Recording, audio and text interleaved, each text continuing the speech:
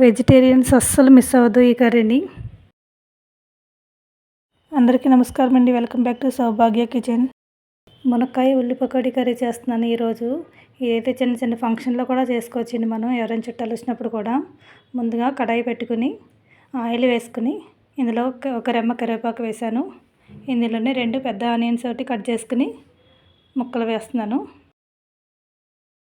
Fry చేసుకుందామండి. ఇవి పూర్తిగా ఫ్రై అవ్వాల్సిన అవసరం లేదు. దీంట్లోనే సగం ఫ్రై అయ్యేటప్పటికి మునక్కాయ ముక్కలు కూడా కట్ చేసుకుని వేసుకుందాం. నేనైతే 3 మునక్కాయలు తీసుకుంటున్నాను. ఈ ఆనియన్స్తో పాటు మునక్కాయలు కూడా ఫ్రై చేసుకుంటే టేస్ట్ చాలా బాగుంటుంది. కంపల్సరీ మునక్కాయలు కూడా ఫ్రై చేయండి. ఇవి ఒక 10 నిమిషాలైనా ఫ్రై చేసుకుందాం.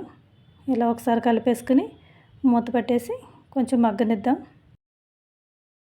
ఇవి మగ్గిన తర్వాత ఒకసారి ఇలా మునక్కాయలు మగ్గించడం వల్ల కూడా త్వరగా ఉడికిపోతాయండి ఇవి కూరలో. ఇందులోనే 1 స్పూను అల్లం వెల్లుల్లి పేస్ట్ కూడా వేసుకుందాం. ఈ పేస్ట్ వేసిన తర్వాత ఒకసారి కలిపేసుకుందాం.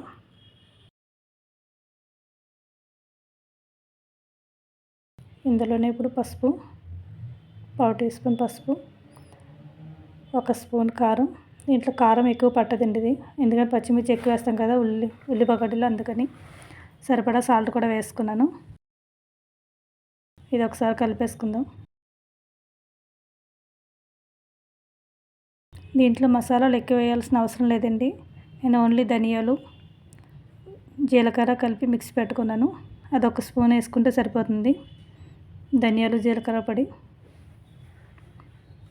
ఇంక వేరే ఏమీ వేయాల్సిన లేదు. ఇది ఒకసారి కలిపేసుకుని సరిపడా వాటర్ కూడా వేసుకుని ఉడికించుకుందాం.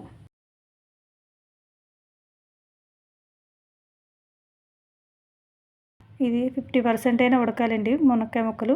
అప్పుడు పకోడీ వేసుకోవాలి మనం. దీంట్లో పకోడీ వెంటనే వేయకూడదు, మెత్తగా అయిపోతాయి. ఆల్రెడీ డీప్ ఫ్రై ఉన్నాయి కదా ఇవి. మూత పెట్టేసి ఒక 10 నిమిషాల తర్వాత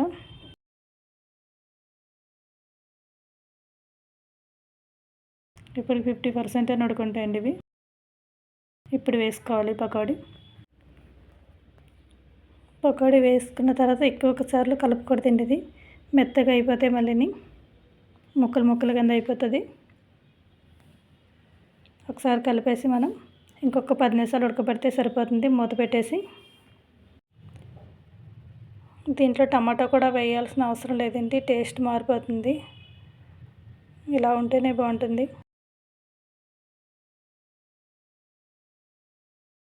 చూసారు కదా, కూర ఉడికిపోయిందండి. కొంచెం ఇంకా వాటర్ ఉంది కాబట్టి కొంచెం గుజ్జుగా అయ్యే వరకు ఉంచుకోవాలి. కొంచెం గుజ్జుగా ఉంటేనే కూర టేస్ట్ బాగుంటుంది.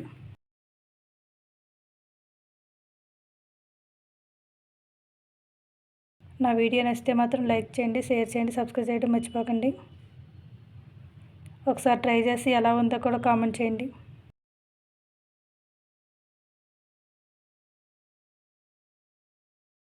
కర్రీ రెడీ అయిపోయిందండి. ఇంకా వేడివేడిగా అన్నంలో సర్వ్ చేసుకుంటే చాలా బాగుంటుంది. స్టవ్ ఆఫ్ చేసుకుందాం. Thank you for watching.